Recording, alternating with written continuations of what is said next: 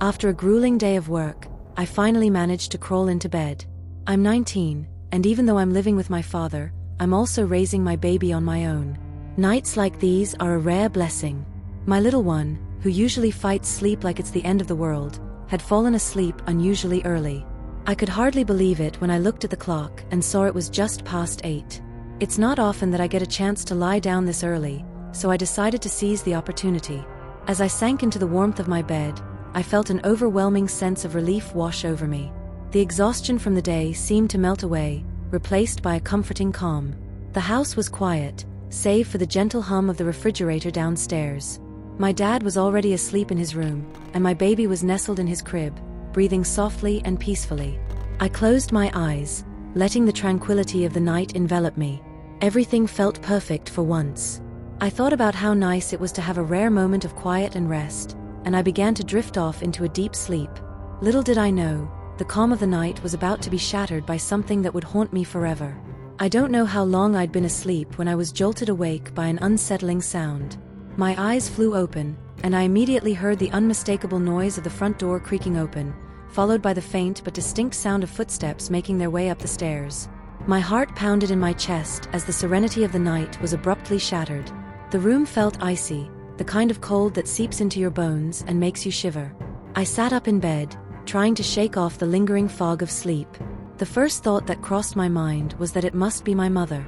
She had a spare key and sometimes visited unexpectedly. Maybe she was just dropping by for some reason, and the chill in the air was just a draft from the open door. But as I lay there, trying to rationalize the situation, the eerie feeling of the cold air combined with the strange noises created a growing sense of dread.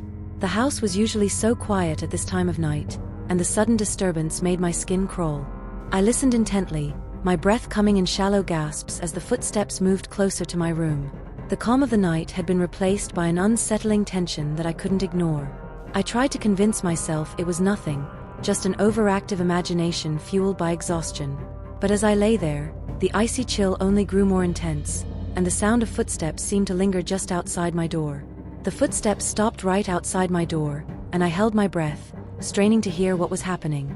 Then I heard a voice, soft but unmistakably clear, calling my name from the other side of the door. My heart raced as I tried to make out the words, but the voice was too faint, almost like a whisper carried on the wind. "Please be quiet," I whispered urgently, sitting up and pulling the covers closer around me. My baby just fell asleep.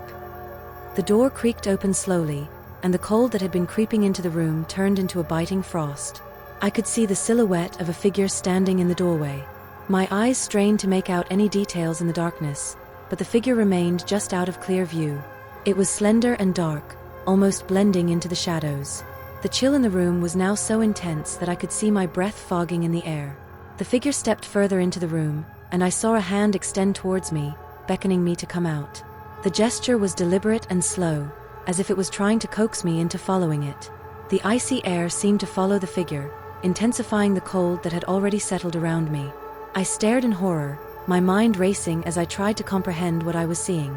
The figure's presence was so unsettling that every instinct in me screamed to ignore it, to stay in bed and pretend I hadn't seen anything. But the cold and the eerie invitation were too overwhelming, and I felt paralyzed by a mixture of fear and confusion. Despite the figure's unsettling presence, a surge of defiance pushed me to ignore it. I forced myself to turn away, burying my face in the pillow as if hiding from whatever was in the room could make it disappear. The cold was almost unbearable now, seeping through the blankets and numbing my skin. My heart pounded so loudly I was sure it would wake my baby. I tried to convince myself that this was just a nightmare, a product of my exhausted mind playing tricks on me. Maybe it was all just a figment of my imagination, a cruel trick of the darkness that had seeped into my dreams. I told myself it wasn't real, that if I just went back to sleep, it would all be over by morning. But as I lay there, the sense of dread clung to me, making it almost impossible to relax. The figure's presence lingered in my mind, like a dark stain on the edges of my thoughts. I couldn't shake the feeling that something terrible was about to happen, but I willed myself to ignore it, hoping that by pretending it wasn't real, it would simply go away.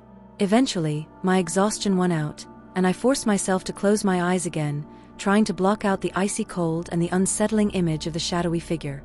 I hoped that when I opened my eyes in the morning, it would all be nothing more than a bad dream. The next morning, The uneasy feeling from the previous night lingered as I stumbled into the kitchen.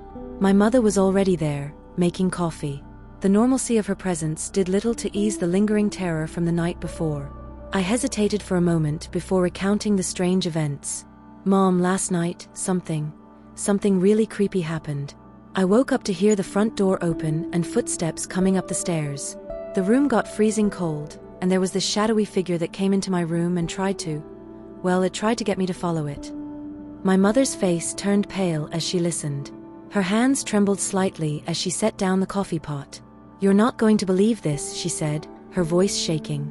"That same figure came to my room last night." I felt my stomach drop as she continued. "I felt the cold, just like you described.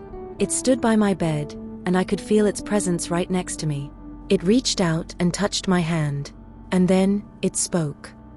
My heart pounded as I braced myself for what was coming next. It said, "I am death." A chill ran down my spine, and I felt the room spin as I processed her words. The realization hit me with full force. The figure wasn't just a figment of my imagination or a bad dream.